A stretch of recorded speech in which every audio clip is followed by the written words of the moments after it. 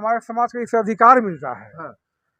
जो भी मेरा रोटी कपड़ा और मकान की बात आती है, शिक्षा की बात आती है, घर हो, खेत हो, चाहे जो हो, हाँ। सर संपत्ति हो, हाँ। तो इससे हमको सारा अधिकार इससे मिलता है। हाँ। तो ये हम समाज तक दूर दूर तक हर घर में हम अगर 3,000 किताब पढ़ लेते तो हो सकता है कि उनको साल में कम से कम 2 से 3 करोड़ रुपया बच सकता है समाज लेवल पर। जी जी। 2 से 3 करोड़, क्योंकि पखंड से अब एगो पर्व करने में कम से कम 10,000 रुपया खर्च होता है। 1000 तलवार से ज्यादा ताकत एक कलम में होती है। तो लोग नहीं समझेंगे, इसके बावजूद भी लोग शिक्षा पर नहीं समझेंगे, तो लोग गुलाम के गुलाम रहेंगे, कमाएंगे वो और खाएगा कोई। आप देख रहे हैं बेनिफिट टीवी। नमस्कार साथियों, आज आपको एक बहुत बड़ी जानकारी हम देने जा रहे हैं। जिस तरह बहुजन समाज को जो जागरूकता का अभियान है उसमें किताब का बहुत बड़ा महत्व होता है और इस महत्व को पूरा कर रहे हैं। हमारे साथ है राम नरेश पासवान जी, जो बहुजन समाज को जागरूक करने के लिए कई किताबों को बेचते हैं। आज हम उनके स्टॉल पे आए हुए हैं और इनका जो स्टॉल है कहीं परमानेंट नहीं है, बल्कि ये जहाँ घर है वहाँ परमानेंट है, बल्कि वहाँ है। लेकिन जहीं तहीं ये जहाँ भी बहुजन समाज की मीटिंग होती है, जिप्सी समाज की मीटिंग होती है, वहाँ पर ये जाके छोटा एक स्टॉल लगाते हैं और इस स्टॉल पे बहुत सारे अच्छे अच्छे किताबों को वो देते हैं। कई बहुजन समाज के लोग हैं जिन खोजने पर भी उनको वो बुक नहीं मिल पाता है, इसलिए हमने सोचा कि क्यों ना इनका राम नरेश जी का जो बुक स्टॉल है उसके बारे में बताएं, इनके पास जो किताबें मिलती है उसके बारे में हम चर्चा करें। तो सबसे पहले अपना परिचय दीजिए, क्या नाम हुआ आपका? मेरा नाम सर राम नरेश पासवान हुआ। पिता दिवंगत श्री पिता दिवंगत सरजू पासवान, ग्राम रसूलपुर तुर्की, बौद्ध विहार, अम्बेडकर नगर, उसी टोला, जिला वैशाली हो गया। ऐसे लोकेशन के लिए भगवानपुर रेलवे स्टेशन हो गया। सर आप ये जो किताब का जो स्टॉल का बिजनेस है वो कब शुरू किए? ये हम लगभग हम 12-13 से सर हम शुरू किए बिजनेस ये। अच्छा जी 12-13 नहीं, सॉरी, हम 4 से लगभग शुरू किए, 2004 से ये बिजनेस शुरू किए। ये बिजनेस में आप कैसे आए, क्यों आए? समाज को जगाने के व्यू से आए हम सब, इसलिए जी।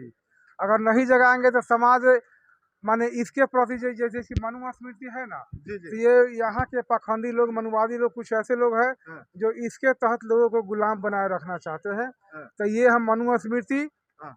लोग के बारे में लोग को बताना चाहते हैं। हाँ। इसके बाद हम संविधान है जो ये इससे मेरा हाँ। हमारे समाज को इससे अधिकार मिलता है। हाँ। जो भी मेरा रोटी कपड़ा और मकान की बात आती है, शिक्षा की बात आती है, हाँ। या रहने सहने का घर हो, खेत हो, चाहे जो हो, हाँ। सर संपत्ति हो, हाँ। तो इससे हमको सारा अधिकार इससे मिलता है। हाँ। तो ये हम समाज तक दूर दूर तक हर घर में हम ये संविधान पहुंचाना चाहते हैं। हाँ। उसके बाद जो भी यहाँ के पर्व त्योहार है, हाँ। ये पर्व त्योहार का रहस्य भी हम बताना चाहते हैं कि आखिर यहाँ के जैसे कि दुर्गा पूजा हो गया, काली पूजा हो गया, सरस्वती पूजा हो गया, या होलिका दहन हो गया, इसका क्या रहस्य है, तो ये लोग पढ़ेंगे। त्योहार के रहस्य क्या है? इसका नाम है त्योहार का रहस्य। ये त्योहार क्या है इसके बारे में पूरा इसमें लोग पढ़ेंगे तो पूरा जान जाएंगे। इसके बाद हो गया, इसके बाद ये चमचा जुग। हाँ। तो चमचा जुग से लोगों को हम मुक्त करना चाहते हैं कि चमचा लोग नहीं बने, अपना वोट का अधिकार समझे। हाँ। तो ये हो गया कांसीराम का लिखा हुआ चमचा जुग हो गया। हाँ। उसके बाद ये हो गया फुले साहब का गुलामगिरी, ये भी हमको शिक्षा से मुक्त कराता है, शिक्षा के बारे में बताता है। उसके बाद ये पूना पैक्ट हो गया। हाँ। पूना पैक्ट में है कि गांधी अम्बेडकर साहब जब हमारा ये होता है इंग्लैंड में बैठक, तो कैसे कैसे मेरा अधिकार मांगते हैं, उस अधिकार का ये विनाश गांधी कैसे कैसे करते हैं। तो ये जो लोग पूना पैक्ट पढ़ेंगे तो ये गांधी अपना हक अधिकार या गांधी और अम्बेडकर का महत्व लोग समझेंगे कि कौन मेरा अपना है और कौन पराया है। उसके बाद हो गया कि हम लोगों को लोग बताते हैं कि कुछ मनुवादी लोग कि आप हिंदू है, हम हिंदू नहीं है। हिंदू वो है जो हीन भावना जिसमें ग्रसित है, हम लोगों में तो हीन भावना है नहीं, तो हम लोग हिंदू कैसे हैं?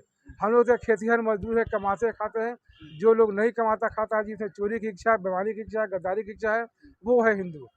तो ये हम हिंदू, ये हम लोग को पढ़ाना चाहते हैं, जानना चाहते हैं कि लोग जाने हम हिंदू नहीं है। उसके बाद ये है, अब लोग जाने कि तीन महाप्राणी है, ब्राह्मणवाद की मौत का वारंट हुआ, यानी कि अब हम लोग ब्राह्मण के चंगुल से हम लोग निकल चुके हैं, निकलने वाले हैं। अब इसके हम अति में दायरे में चंगुल में नहीं आवेंगे। तो ये हम लोग करीब करीब हम 20 साल से इसका प्रचार प्रसार कर रहे हैं बिहार में के पूरे ज़िले में हम मिला जुला के 2 से 4 बार जा चुके हैं, भ्रमण कर चुके हैं। और घर घर हम ये किताब पहुंचाना चाहते हैं। लोग आ रहे हैं, खरीद रहे हैं, पढ़ रहे हैं, जग रहे हैं और इससे समाज को फ़ायदा हो रहा है। अगर फ़ायदा नहीं होता तो यहाँ आज लोग हज़ारों की संख्या में आए हैं। क्यों आए हैं? लोग जग रहे हैं, जगना चाहते हैं और ये लोग भी लोगों को जगाना चाह रहे हैं। और ब्राह्मणवादी से ये लोग मुक्त होना चाह रहे हैं, माने गलत चीज़ से मुक्त होना चाह रहे हैं। और ये हम लोग का है, बहुत दिन से लगे हुए हैं और लोगों को फ़ायदा हुआ है। और जब तक हम जिएंगे हम यही काम करेंगे, लोगों को जगते रहेंगे, लोगों को जगाते रहेंगे।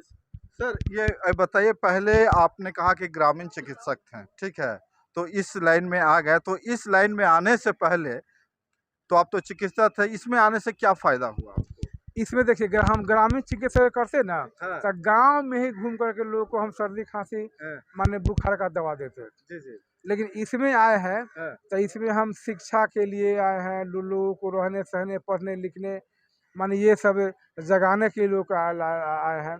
उसमें एक ही 2 आदमी को मदद करते और इसमें हम हज़ारों लोगों को मदद कर रहे हैं और हज़ारों लोग जागरूक हो रहे हैं और जागरूक होकर के मनुस्मृति और संविधान का महत्व समझ रहे हैं। दोस्त और दूसरों की पहचान कर रहे हैं। ग्रामीण चिकित्सक करते तो उसे दोस्त दूसर खुद हम ही नहीं पहचान करते कि मेरा दोस्त कौन है, दूसरा कौन है, तब बाकी जनता लोग क्या पहचानते। तो इसीलिए इसमें आए हैं तो हम भी पहचाने कि दोस्त कौन दुश्मन कौन है और जनता भी लोग पहचान रहे हैं कि दोस्त कौन है दुश्मन कौन है।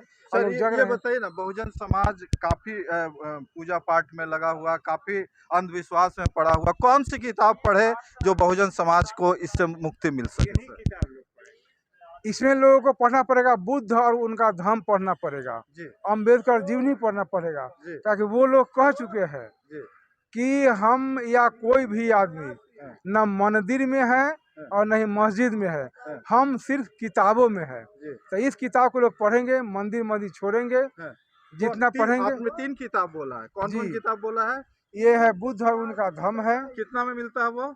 ये जो किताब है माने 100 से लेकर के 5000 तक आता है जी। तो ये कम दाम का 250 का भी है और 125 का भी। दूसरी किताब कौन सी बोली? दूसरी किताब है मनुस्मृति है और संविधान है और अम्बेडकर जीवनी है और अन्य महापुरुषों की जीवनी है। तो मिला जुला के 1000 की किताब है। हाँ, मैं मोटा मोटी 1000 किताब। अगर 1000 की किताब अगर पढ़ लिए आपसे लेके तो क्या उनको जागरूकता जरूर आ जाएगी? अगर 1000 के हम लोग तो माने आज से माने पहले मैंने 2 साल 3 साल या 10 साल पहले किताब बेचते थे तो लोगों को कहते थे कि आप हमसे मोटा मोटी 3000 की किताब खरीदिए और आप पढ़िए और लोगों को पढ़ाइए। अगर 3000 का किताब अगर पढ़ लेते तो कितना हजार बचा पाएंगे बहुजन समाज? अगर 3000 की किताब पढ़ लेते तो हो सकता है कि उनको साल में कम से कम 2 से 3 करोड़ रुपया बच सकता है समाज लेवल पर। जी जी, 2 से 3 करोड़, क्योंकि पाखंड से अब एगो पर्व करने में कम से कम 10,000 रुपया खर्चा होता है। जैसे कि मान लिया जाए छठ पूजा है